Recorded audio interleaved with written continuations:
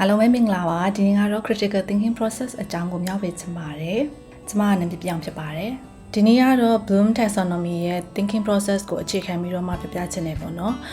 ဆိုတော့ critical thinking က skills ဖြစ်တဲ့အတွက်ကြောင့်မလို့သူ့ကို develop လုပ်လို့ရတယ်ပေါ့နော်ဆို critical thinking ကဘာလို့အရေးကြီးရလဲဆိုရင်သူက higher order thinking ဖြစ်တဲ့ creative thinking တွေကို support လုပ်ပေးတဲ့အတွက်ကြောင့်မလို့အရင်အရေးကြီးတဲ့ကဏ္ဍမှာပါဝင်နေပေါ့နော်ဒီပုံကိုကြည့်ချင်အပြင်ကျမတို့ရဲ့ critical thinking ကိုဘယ်လို develop လုပ်လို့ရလဲဆိုတဲ့ဟာကိုသဘောပေါက်နိုင်နေပေါ့နော်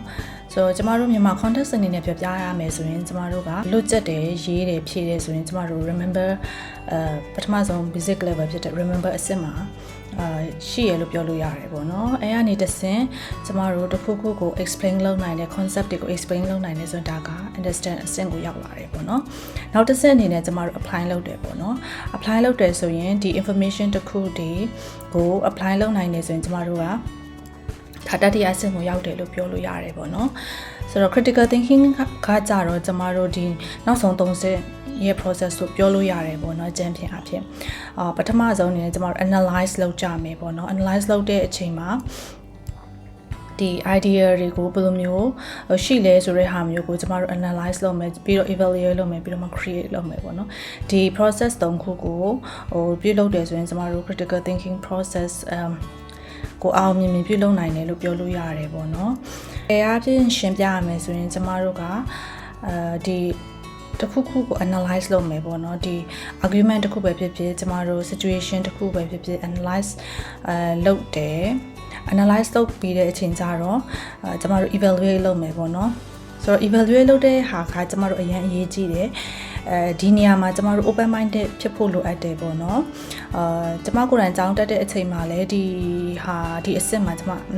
အနေငယ်အခက်အခဲတွေ့တယ်ပေါ့နော် open minded ဖြစ်ရမယ်ဆိုတဲ့ဟာမှာဘယ်လိုမျိုးရှိလဲဆိုတော့ဘယ်နေရာမှာဖြစ်ဖြစ်ကျမတို့က different perspective တွေရှိရပေါ့နော်ဒီ different perspective ကိုကနေပြီးတော့မှ evaluate လုပ်တက်ဖို့လိုအပ်တယ်ပေါ့နော်တစ်ဖက်လူရဲ့ thinking ကဘယ်လိုလဲတခြားလူတွေရဲ့ thinking ကဘယ်လိုလဲဆိုတဲ့ဟာမျိုးကိုကျမတို့ evaluate လုပ်ရမယ်ပေါ့နော်အဲ့လို evaluate လုပ်တဲ့အချိန်မှာလည်းကျမတို့က data တွေနဲ့ support လုပ်ပြီးတော့မှ evidence base ကိုတွေးဖို့လိုအပ်တယ်ပေါ့နော်ကျမတို့မသိတဲ့ဟာတွေကိုသိအောင်လုပ်ဖို့လိုအပ်တယ်ပေါ့နော်ဘာဖြစ်လို့လဲဆိုတော့ကျမတို့က situation တစ်ခုကို approach လုပ်တဲ့အချိန်မှာကျမတို့ရဲ့အရင်ကသိခဲ့တဲ့ assumption တွေနဲ့ကျမတို့ bias တွေကရှိနိုင်တယ်ပေါ့နော်တို့က different perspective ကို open minded နဲ့ approach လုပ်ဖို့လိုအပ်တယ်ဆိုတော့အရာအလုံးက diversity တွေရှိနိုင်တယ်ဆိုတော့ဒီဟာကို reliable data တွေနဲ့ကျမတို့ evaluate လုပ်မယ်ပေါ့နော် evaluate လုပ်ပြီးတဲ့အချိန်မှာကျမတို့နောက်တစ်ဆင့်ဖြစ်တဲ့ create ပေါ့နော် create ကြတော့ကျမတို့ကဒီခုနက